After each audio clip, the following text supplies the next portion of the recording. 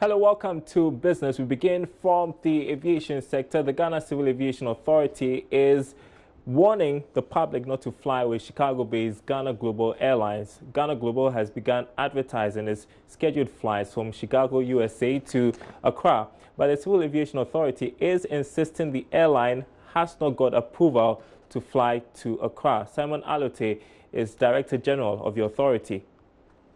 The requirements are different for a foreign airline wishing to fly to Ghana. What happens is, by international treaty, by the Chicago Convention, you just can't fly from your country. Let's say a flight from UK. A UK airline cannot just fly to Ghana.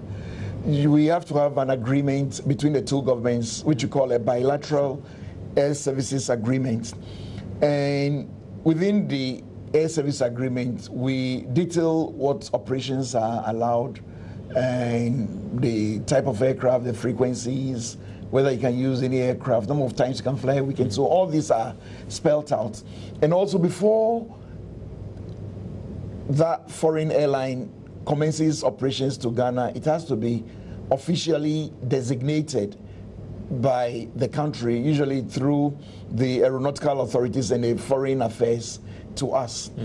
And as part of the air services agreement, there are some requirements we need to be satisfied before we allow the airline to fly. Just as the US also requires certain requirements before you can fly, we also have those requirements before you can fly out to Ghana. Our safety team will have to inspect the foreign aircraft, inspect its maintenance base, inspect its licenses, authorizations, certificates, approvals issued by their civil aviation authority to make sure that it conforms to international standards.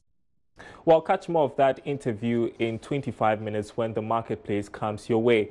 Moving on, Omni and Sahara banks are now looking to fast-track the integration of their systems and personnel. This is after the two banks secured the Bank of Ghana's approval to merge their operations. The merger was to help them meet the capital requirement of 400 million cedis. Now, Joy Business understands the merged entity had a stated capital of 280 million cedis, whilst an additional 120 million cedis came from the Ghana Amalgamated Trust. Dr. Kojo Abwaji-Debra is Managing or Deputy Managing Director of Sahara Bank.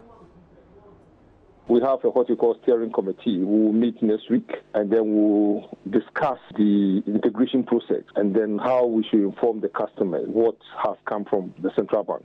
And then that will also discuss the HR issues. And then that will come out formally to the market. For customers, what should they expect from you going forward? Well, it's a big market now. We have a big balance sheet, and therefore we'll be able to fulfill their needs better. Because individually, we were doing something less than $10 million transaction. Now, this is a big balance sheet. So I can do a big transaction, and therefore my customers will be happy. Because investors will be happy even to invest in us because we are solvent and we are well managed.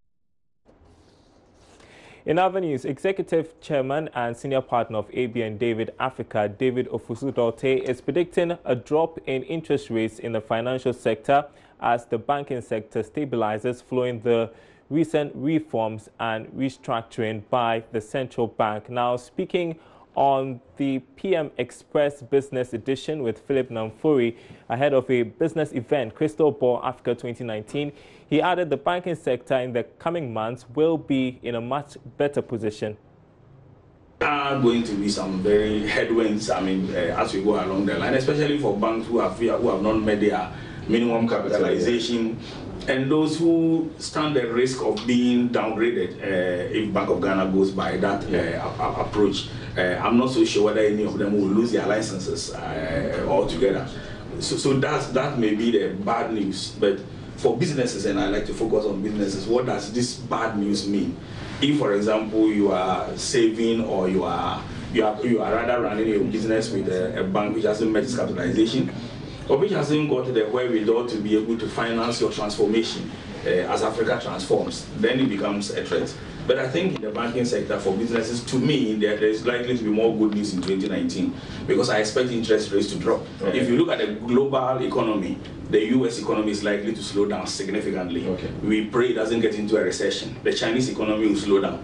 But anytime those big economies slow down, there's rather a positive effect in Africa. Okay. Especially because we are not so much integrated into the global economy properly. And if you look at the last period, 2007, 2008, all the way to 2011, when they had the so-called financial crisis, it was much easier to borrow here because monies which are not receiving the return on capital, they look for other sources of investments, and that Africa is one of the places.